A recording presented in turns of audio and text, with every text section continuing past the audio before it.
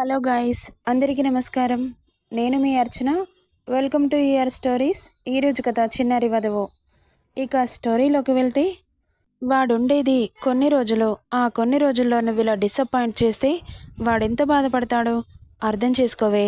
ఇంకా చిన్నపిల్లవి కాదు, పెద్దదానివయ్యావు. ఇప్పుడు చెప్పు, వాడు నిన్ను వదిలి వెళ్ళిపోతుంటే హ్యాపీగా ఉండగలుగుతావా అనగానే లేదని తల అడ్డంగా ఊపింది. కదా, మరెందుకు వాడి మీద కంప్లైంట్స్ ఇస్తున్నావు? వాడిని తిడితే నీకు హ్యాపీగా ఉంటుందా? లేదత్తయ్య, నన్ను క్షమించండి. ఆయనని తప్పుగా అర్థం చేసుకున్నాను. నాకు తెలియకుండానే చాలా బాధ పెట్టాను. కానీ ఆయన అలా ఎందుకు చేస్తున్నాడో నాకు అర్థం కాలేదు. మీరు చెప్పాక అర్థమవుతోంది. మీ అబ్బాయి బాధపడకుండా ఉండాలంటే ఏం చేయాలో చెప్పండి అత్తయ్య, చేస్తాను. నువ్వేం చేయాల్సిన అవసరం లేదు. వాడి ప్రేమని ఫీల్ అయితే చాలు. క్షమించాల్సింది నేను కాదు. వాడి దగ్గరికెళ్ళి ప్రేమగా అడుగు. నీ మీద కొండంత ప్రేమను చూపిస్తాడు అనగానే బాబుని గుర్తు చేసుకొని పాప గుండె జల్లుమంది. సరేనా అని చెప్పి ఆమె తల నిమిరి అక్కడి నుండి వెళ్ళిపోయింది. ఆఫ్టర్నూన్ వాళ్ళందరూ వాళ్ళ ఫ్యామిలీకి లంచ్ ఏర్పాట్లు చేస్తే తినేసి ఈవినింగ్ బయలుదేరే ముందు భూపతిరెడ్డిని, చెన్నకేశవరెడ్డిని కలిసిపోదామని ఇంటికెళ్లారు రఘురాంగారు. హేమాంష్ లోపలికి వెళ్ళిన వాళ్ళకి వాళ్ళిద్దరూ కనిపించలేదు. ఎక్కడా అని అడిగితే ఎవరి రూమ్లో వాళ్ళున్నారని చెప్పారు. బాబుగారి దెబ్బకి సింహంలా ఎగిరేవాళ్ళు పిల్లుల్లా మారిపోయారు. అడగ్గానే సమాధానం చెప్పారు భయపడి.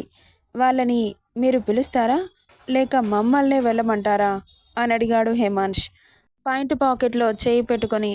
వాళ్ళు నడిచి వచ్చే పరిస్థితిలో లేరు సార్ అన్నారు. బాబు పెదాలపై కన్నింగ్ స్మైల్ వచ్చి చేరింది. అయితే మేమే వెళ్తాం అంటూ ముందుగా భూపతిరెడ్డి రూమ్కి వెళ్ళిన ఇద్దరు వాడి ముందుకెళ్ళి చిటికేశాడు హేమాంష్. పడుకున్నవాడు కళ్ళు తెరిచి ఎదురుగా ఉన్న అతన్ని చూశాడు. అలా చూశాడో లేదో కోపం కట్టలు తెంచుకొని పళ్ళు కొరుకుతూ పిడికిలు బిగించి లేవడానికి ట్రై చేస్తుంటే వాడికి ఒంట్లో పార్ట్స్ కదలకుండా మారి లేవడానికి రావట్లేదు.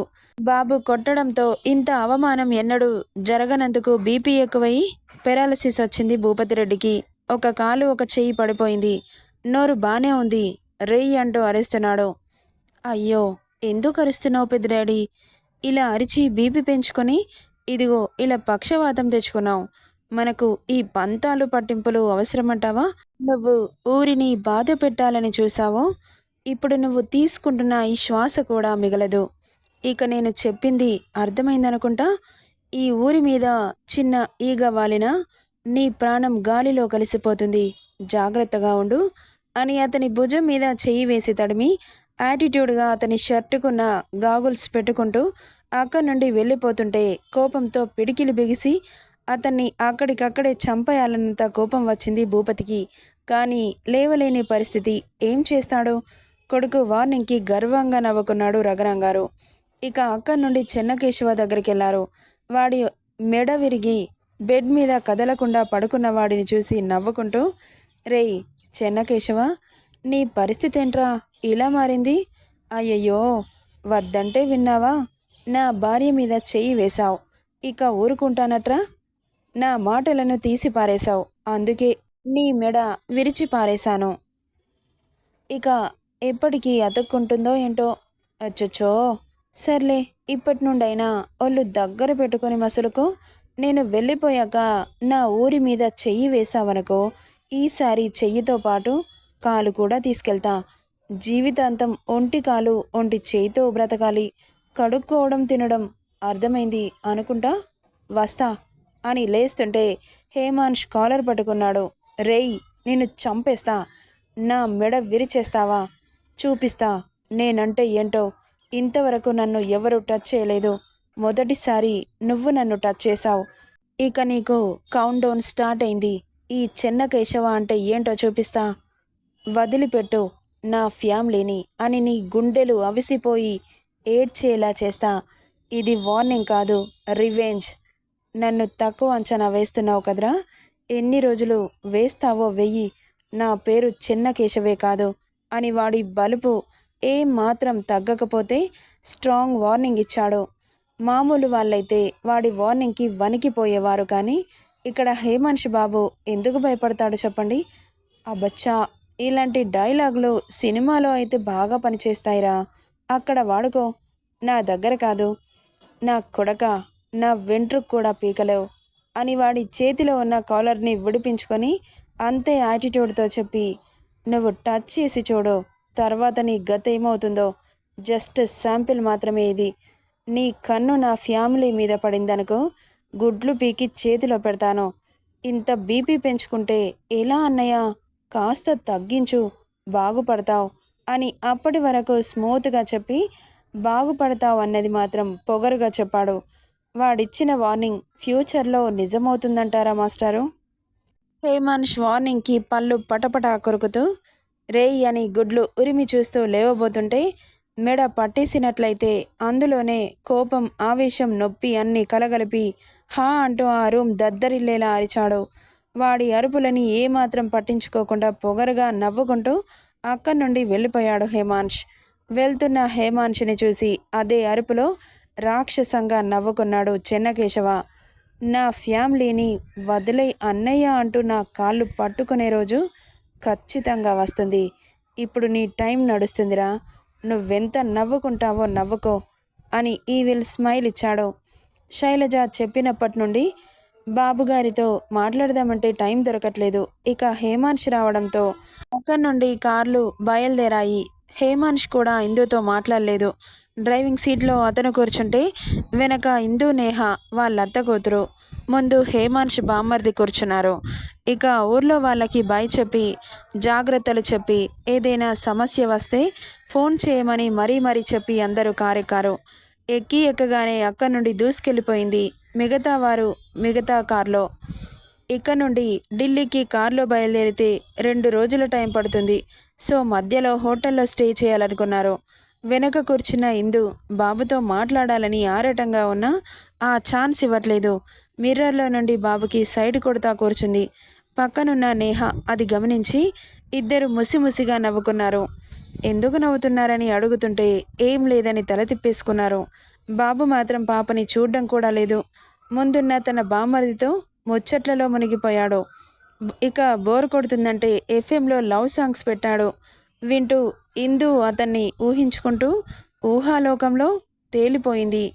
మగువగా పుట్టిన జన్మ ఫలితమీనాడు తెలిసే, మత్తుగా మెత్తగా మనసు గెలిచిన తోడు కలిసే, ఎదలలో ఊయలలోగే అందగాడు ఇతడంట, ఎదకులోతు ఎంతో చూసి వన్నెగాడు ఎవరంట, అయినా నేను మారాలే అందంగా బదులిస్తాలే, సుఖమై ఎదవిరబోస్తున్నా పులకింతే తెలిసిందా, ఒక్క చూపుకు తనివే తీరదు అది ఏ విచిత్రమో, నా ప్రియమిత్రుడు ప్రియుడే అయితే ఇది ఏం చరిత్రమో.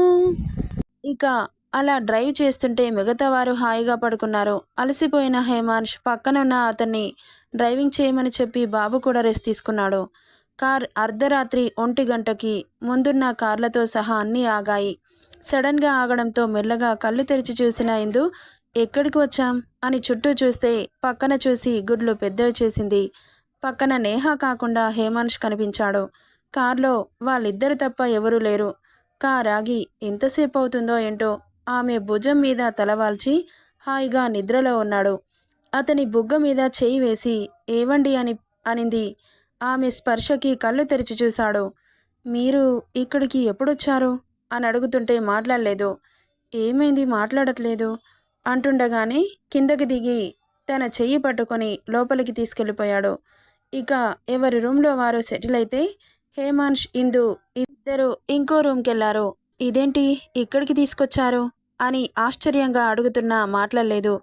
అతను రూమ్కి వచ్చి డోర్ క్లోజ్ చేసి డ్రెస్ రిమూవ్ చేస్తుంటే గుడ్లు పెద్దవి చేసి గుటకలు మింగుతూ ఏం చేస్తున్నారు అని వెనక్కి అడుగులేస్తూ భయంగా నత్తిగా మాట్లాడుతూ బెదురుగా చూస్తూ ఉంది. ఆమె చూపులని ఏమాత్రం పట్టించుకోకుండా అదే లుక్తో ఆమెకు మరింత దగ్గరగా చేరి గోడకి అదిమి ఎటు కదలకుండా 2 చేతులు అడ్డుపెట్టాడు. గుండెల్లో రాయి పడ్డట్లనిపించింది. అతని ప్రవర్తనకి ఇంతకు ముందు జరిగిన ముద్దు సీన్ మళ్ళీ గుర్తొస్తుంటే చప్పున ఆమె పెదాలని చేతులతో అడ్డుగా పెట్టుకొని బెరుగ్గా చూస్తోంది. కళ్ళు టపటపలాడిస్తున్న చేప కళ్ళని గుడ్లు కదపక చూస్తుండిపోయాడు.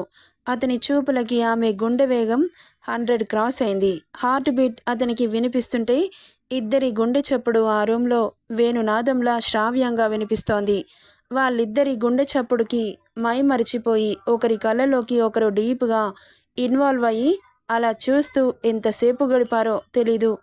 మరింత దగ్గరగా వచ్చిన అతను ఆమె మెడ వంపులో అతని ముఖాన్ని అదిమి ఆమె కురుల వాసనని గుండెల నిండా పీల్చుకొని ఆమె లోకంలో పూర్తిగా మునిగిపోయి మెడ మీద గాఢంగా ముద్దు పెట్టగానే ఒక్కసారిగా ఒళ్ళంతా ట్రాన్స్ఫార్మర్ తాకితే ఎలా షాక్ కొడుతుందో ఆమె ఒళ్ళంతా కంపించింది. అలాగే బిగుసుకుపోయి తనని ఇహం మరిచి అతని బాహువుల్లో బంధించాడు. సమయానికి కూడా వాళ్ళిద్దరి ఏకాంతానికి కరిగిపోవాలనిపించలేదు, కానీ అది సాధ్యమవదుగా. వాటి పని అవి చేసుకుంటే వీళ్ళిద్దరి సమయం స్తంభించినట్లు అనిపించింది. మొదటిసారి ఆమెకు తెలియకుండానే అతని స్పర్శని మనస్ఫూర్తిగా ఆస్వాదిస్తున్న ఇందు అతని వీపు చుట్టూ చేయి వేసి ఆమెకేసి అదుముకుందతన్ని. దానికే ఎంతలా పొంగిపోయిందో అతని మనసు. గువ్వపిట్టలా ఒడిసి పట్టుకొని ఆమె 2 కాళ్ళని అతని నడుము చుట్టూ వేయించుకొని మరింత కౌగిలి బిగిపెంచాడు. ఆ క్షణం ఇద్దరి మధ్య ఆ మాటలు కరువై మూగనవ్వు పట్టారు. మాట్లాడాలన్న మాటలు ఇద్దరి గొంతుల నుండి రావట్లేదు.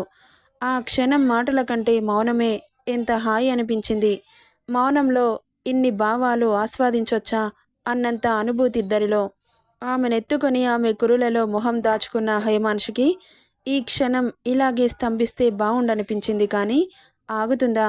ఆమెను అతనితో పాటు బెడ్ మీద పడుకోబెట్టి అతని మీదకి లాక్కుంటుంటే అప్పుడు ఈ లోకంలోకి వచ్చిన ఇందు ఏం జరిగిందో అర్థం కాక ఇంతకుముందు జరిగిన దాన్ని మళ్ళీ గుర్తు చేసుకుని కంగారుగా అతనికి దూరం జరిగి బెడ్ దిగి నిలబడింది.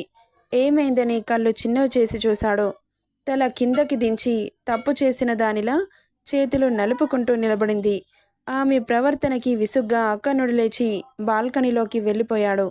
ఆమె స్పర్శని కోరుకుంటున్న హేమాంశిని డిస్టర్బ్ చేసిందని చాలా చిరాగ్గా అనిపించింది అతనికి. అతనంత కోపంగా వెళ్ళేసరికి వెనకే వెళ్ళింది. ఏమైందని అతని భుజం మీద చెయ్యి వెయ్యబోతే విసిరి కొట్టాడు. బాధగా చూసింది ఏడుపు మొహం పెట్టి.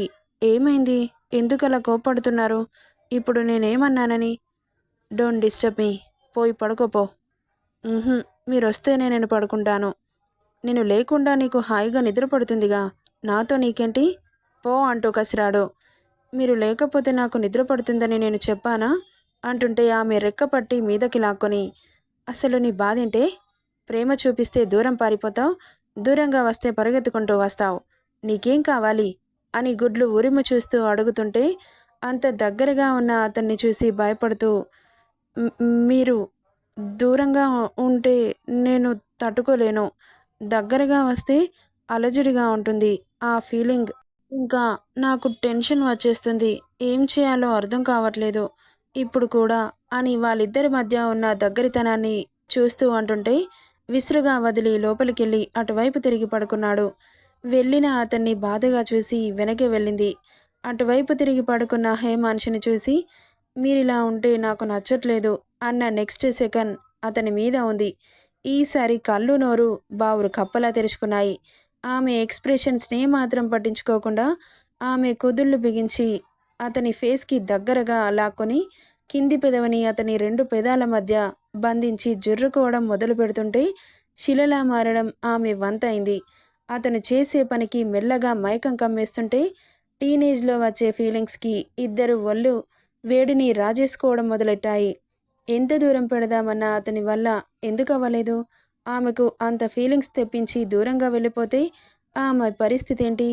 ఇలా ఆలోచనలు అతని బుర్ర చుట్టూ మెదలగానే టక్కున దూరం జరిగి గట్టిగా కళ్ళు మూసుకొని అటువైపు తిరిగి పడుకున్నాడు. ఎందుకో మూసిన కనుల మాటున ఏవేవో ఆలోచనలు. 3 నెలల క్రితం హైందవి అంటే ఎవరో తెలియదు, కానీ ఇప్పుడు ఈ క్షణం అతని శరీరంలో సగభాగం అయిపోయింది. అతని మనసు మొత్తం ఆమె నిండిపోయింది. ఒకప్పుడు ఆమె ఉనికి అతనికి కోపం, ఆమె మాట్లాడితే చిరాకు, ఆమె ఎదురు పడితే విసుగు. మరిప్పుడు ఆమె లేకపోతే ప్రాణాలతో ఉండలేనంత ప్రేమ. ఈ ఫీలింగ్స్ ఇంత త్వరగా ఎలా చేంజ్ అవుతాయి అన్న ఆలోచన, ఇంకొన్ని రోజుల్లో ఆమెను వదిలి వెళితే అతని ప్రాణం ఎంత అల్లాడిపోతుంది అన్న బాధ, ఇవన్నీ ఆలోచనల నడుమ ఆ రాత్రి ఎలా గడిచిందో తెలీదు అతనికి. అతను చేసిన పనికి ఆమె శరీరం ఉక్కిరి బిక్కిరయి ఎలా ఆ ఫీలింగ్స్ని కంట్రోల్ చేసుకోవాలో తెలియక అయోమయంలో ఎలా గడిచిందో తెలీదు ఆమెకి. నెక్స్ట్ పార్ట్లో ఏం జరుగుతుందో చూద్దాం. ఈ స్టోరీ ఎలా ఉందో కామెంట్ చేయండి guys. Thank you for listening.